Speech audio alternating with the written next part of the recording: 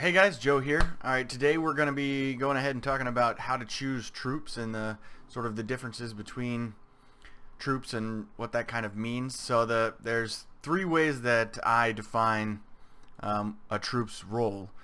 And so you have glass cannons, you have tanks, and then you have your general soldier, somebody that's well-rounded, good damage, good health. And then also kind of looking at those versus the capacity of the troop as well. So, the one thing that I want to start out with, since what we were talking about over in the chat, is the Rancors.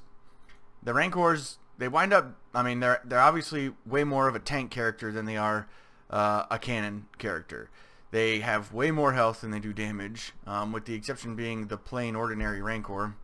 But not because it has higher damage, but just because it has lower health. The other thing that's kind of important to note right now, if you're thinking about using Rancors, is that everybody's Rancors, special Rancors, got reset to level 1 when the update dropped. So, like, this was a level 8, and he had 291,000 health. So now he only has 170. He lost over 100,000 health. And at a unit capacity of 50, like, this should be a super tanky character, but he just took a pretty big hit.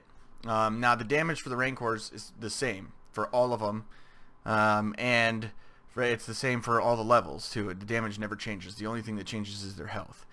Same with this guy here. This guy was at like 171,000 at a level 8. Now he's at a 71. So probably the higher you are, then the less you should consider using one of the special Rancors, maybe, because of the effect that its health had when the update dropped. But with the special ones, a couple things to keep in mind is this Shadow Rancor. He is just a completely general troop. He will not defend himself. He's just going to attack whatever is closest to him. The Hunter Rancor will like abandon all attempts to like defend himself and walk straight through enemy turrets in order to get to a troop, enemy infantry. The normal Rancor will go straight for turrets, and when he has completed destroying a turret, he will then lock onto an infantry to defend himself if the infantry is closer than the next turret. And then the Rage Rancor, he pretty much attacks whatever, and he will defend himself after he has destroyed whatever building he was locked onto, again, as long as that infantry item is closer than the next building. So the other thing that's really important to note is with a tank character, and of course I don't mean like, you know, mechanized giant metal thing. I mean like a character whose sole purpose on the battlefield is to take damage for the rest of the team. You know, they might be able to deal decent damage, or they might not be able to deal decent damage. That doesn't really matter, because the purpose of having a tank character in, you know, your troops is that it takes the damage for the rest of the team while the rest of the team is dealing damage. You need to be sure when you choose your tank that you choose one that your cannons aren't going to walk past. And that's a big issue with the Rage Rancor that you got to be careful about, because its movement speed is only 10. Same with the ATTE. The ATTE, I love that thing, but the biggest downside that it has is you have to be sure, if you're using it as your tank, you make sure that you have cannons that are not going to walk past it, because the ATTE is very slow. The other way to do it is, you know, you can have cannons that are also slow, but then you run into the chances of not actually being able to get all the way through the enemy base just based on time, or you can get cannons that have range. So for instance, no, there's none of them in here. So if you're going to run with, you know, one of those slower moving, extremely high health tanks, then something like a Hallfire behind them would be pretty good, because Hallfire is going to go straight for the turrets. It also does splash damage, and it has a range of 10. So it does have a very high movement speed, but the fact that its range is 10 means it shouldn't ever really pass by your tank. And then same for, let's see, in this instance, the ATAP would be pretty good if you want to drop one in to like try and pop some shields behind everything. I would do that before I tossed in a Juggernaut, The Juggernaut has good range too, but he's pretty fast, and his range isn't that great. He has the same range as the ATTE, I believe. No, ATTE has a higher range. Same, 8 tiles. So the Juggernaut's going to pass the ATTE, and despite what you may believe, the Juggernaut is not a tank at all. It is not a tank character. It moves way too fast. It pushes itself into the line of fire way too fast, and because of its favorite target and the fact that it's a destroyer means it's going to go straight for a shield generator. The only building that it would hit before a shield generator is anything immediately in front of it, and so it will drive itself right into turrets without defending itself, and it does not have that much health. Not to mention the fact that, rockets are going to deal 125% damage to it. So the Juggernaut is not a tank character. The Juggernaut is actually a cannon, even though it kind of looks like it should be a tank. Whereas you got this guy, he has essentially the same damage as the Juggernaut. He has twice as much health, and he is the only thing that will pull an ATTE off target is infantry or droid echas. So if you deploy the ATTE and there is a live droid echa on the map, make sure you don't deploy the ATTE on the opposite side, because it will just try and slowly, very, very slowly walk itself over to that droid echa. Now the fact that it will target infantry though is an advantage to the ATTE because it will defend itself against squad center troops. So that's another good point, and it's it's going to one-shot pretty much any infantry troop, and the speeders aren't going to be able to just hose it. And so the hover tank has come up a few times. This thing, I really kind of hate this because it doesn't have very much health. It doesn't do very much damage, but it has kind of a high unit capacity. Essentially this, for the same unit capacity, you could take a Juggernaut, which is going to two-shot a shield. The Juggernaut is also going to two-shot a turret, and it's going to have slightly more health than this guy here. These are also very slow, and they have very, very poor path detection. So what I mean by that is the path that they will choose to walk or choose to hover through the enemy buildings to get to turrets is very ridiculous. So maybe if you can create a funnel and drop some of these guys in, then they would be effective at that point. But there's just so many troops that you can use that are far more effective. If you drop a funnel and then put in some of these guys who have a higher range and they move faster and they do splash damage like the hover tank, and they also have a lower unit capacity, so you could take more of these into battle and they're gonna get the job done a lot faster. Alright, now as far as defensive troops go, the Skiff and the Hallfire, that one's kind of come up a few times.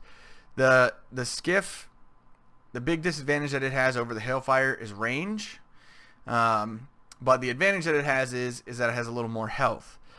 As far as damage goes, the Skiff is going to do more damage to light vehicles like your speeders, and the Hallfire is going to be doing more damage to the heavy vehicles, your ATs, and things like that. So, and you can see. So here we go. We got defensive troops, standard vehicle, bruiser vehicle, right? So we got standard vehicle.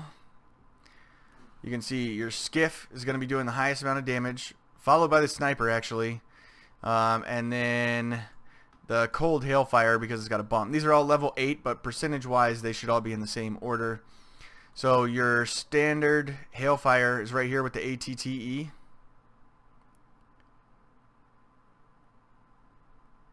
And there we go. So they're both doing about 4,500 damage. And then Skiff, sniper right up at the top. So these are going to be, the Skiff and the sniper are your best anti-speeder vehicles. So if you're taking some stuff with your attack to deal with troops in the enemy squad center, then the Skiff and the sniper are going to be your best bet there. As far as having stuff in your squad center on your base, then versus a light vehicle is only going to matter so much, because most of the time we're getting attacked by heavy stuff. Now, actually, damage per capacity, so like the amount of damage per capacity that a vehicle takes up, your Skiff is going to be the highest again, still doing 1,200 for each of its 7 capacity. And then I'm going to go ahead and remove the event troops for this. So Twi'lek, even just at level 2, because the Twi'leks are freaking monsters. And then this is the special rebels, which is the 30% bump. Hallfires, the special ones again. And then you got snipers, vanguards. Vanguards are very good as far as damage capacity against vehicles. Then bruiser vehicles, which is like your ATTE, stuff like that. You got sniper at the top. Juggernaut is really good on that one. And then you got the Skiff and the Hallfire right here together. So as far as capacity goes, that's why it kind of makes sense to use these two guys, or using a Vanguard, because per capacity, like the Vanguard does pretty good, and you can squeeze a bunch of them in there. Sniper still pretty much is the best troop period ever to have in your clan castle. If you unlock the cold Hallfire, then that's going to be your best like anti-vehicle regardless, because it's all the way up here versus bruiser vehicles, and then you also have against standard vehicles, it's right here in 3rd place, so it kind of rounds it out the best. And it's the same capacity as the Skiff, so if you had to choose one or the other, if you're on Hoth and you have that in your armory, then that'd be a way to go. Now, the one other, so here we go. We're going to look at this real quick. So here, this is the rating that I've kind of assigned everything based on like an algorithm that I wrote to factor for the damage, the range, the speed, and then also versus the capacity that it takes up. So for the cannon score, the more red it is, then the more of a glass cannon it is, and then the more green it is, the more of a tank it is. And then this holds somewhat true, but these are scored individually, so there's some places where they don't exactly match up, and that's the way it should be. So your blue is basically your rounded troops. You got, here's your heavies, your the Pathfinder guys, the jetpack guys, snipers come out, and because of their speed, they wind up scoring as more of, less of a glass cannon and more of a rounded troop. Then you come up here and you look at what's actually like a cannon. This guy was that special event guy that pops shields. He's the only character that they have ever made in this game that has more damage than he does health. So like his cannon score is kind of off the chart. The ATRTs are kind of the same way. This is based off level 6 because that's where I have mine. Speeders, same thing. Vanguards, your rebels, and your Hallfires. This is kind of where you start to move down into like the standard troop. The Twi'leks, Hallfires, normal Hallfires are kind of like right there in that standard range. And then with your tank score, so pretty much like I was saying before, all of your Rancors, the ATTE, and the Gamorrean, those are your best tanky characters. The Bantha, they do alright, but they're still pretty low. The big advantage they have is they don't take a lot of capacity, so it's kind of like a lot of tanks. So you can use, 10 Banthas as a tank instead of using 1 ATTE. The hover tanks come in next, and one of the reasons that they score here is because they have such a terrible cannon score as well. And again here, like as far as this scale here, the more red it is, then the more it should be on the battlefield for damage that it deals, and the more green it is, the more it should be on the battlefield for the health that it has. So taking a bunch of these hover tanks and expecting them to clean out turrets is really not going to be a smart move. It's better to stick them out there and let their health be there, so that whatever's behind them can destroy for you. This guy, I still haven't found like a super great use for him. I mean, he comes out and he looks pretty much exactly like the Dawotan Hunter. Like their stats are very, very similar. The big difference here is capacity. This Dawotan dude takes up way more space. So like when you actually look at their damage and health versus their capacity, the new guy is in way better shape. He has one less range, but essentially because of the way the stats line up, all that really does is reduce the cannon effect of the Dawotan, but they're both still pretty much general type characters. And then again here you can see Juggernaut should be on the battlefield for damage, not for health. The Wookiees are really one of like the most tanky characters in the game because their damage is abysmal. And unfortunately their capacity, I think, is a little bit high for the health they provide, because they just don't, I mean, their speed, that's kind of great, that it's a tank with a 20, but other than that, they really don't help that. I'd much rather take the where'd they go? Not the Gigoran, I'm looking for the Gamorrean right here. This guy. Like I would much rather take the Gamorrean into battle than a bunch of Wookiees. I mean, they only have one more capacity. They do 4 times as much damage as a Wookiee. And then they also wind up having something like 3 times the health. Maybe it's like 2.5 times as much health for one more capacity. So like you like tank score here for a Gamorrean is just kind of way up there. Same with like the Rancors and everything. And then if you come down and you look at the Wookiee, the Wookiee's only scored at like 180. Like he's actually, because of the Wookiee, his stats are so low, he actually kind of falls closer to a cannon character than he does to a tank. Like his tank rating is just so poor. So the these guys, this is kind of just like a general, all of my, everything that I have selected here is as blue. These wind up being the characters that are kind of like somewhere in the middle most of the time. That like good damage for health, for capacity, and these are kind of would be like your most rounded troops. Now if we remove the event troops here, then you can come over and we can actually like scroll through, and so like versus a turret, ATTE, Hallfire, the cold version of the Hallfire. We'll turn those off actually. Just look at the vanilla stuff and then the stuff like unlockable guys. So hey, look at that. The Twi'lek is like right at the top of the list. Hallfire right there, number 4 behind Juggernaut and ATTE. The big advantage that the Hallfire has over the ATTE and the Juggernaut is it's going to go straight for the turrets. So even though they might do more damage to them, they got to get some other stuff out of the way before they will actually target them. Same with, like, let's say, we'll look at the shield. So Juggernaut at the top for the shield, as expected. And like if you actually look at that number, that's pretty remarkable. 19,000 for, and this is a level 8 Juggernaut, of course, but like I said, it's going to scale regardless of your level. So, but he essentially does in a single like damage per second. In 1 second, he does enough damage to eliminate a quarter of the shield health of a level 8 shield. And then the ATAP, he does 12/8. And so the other big advantage there is there's capacity. That's why I look at damage by capacity too. That puts the ATAP at the top because he only has a capacity of 10.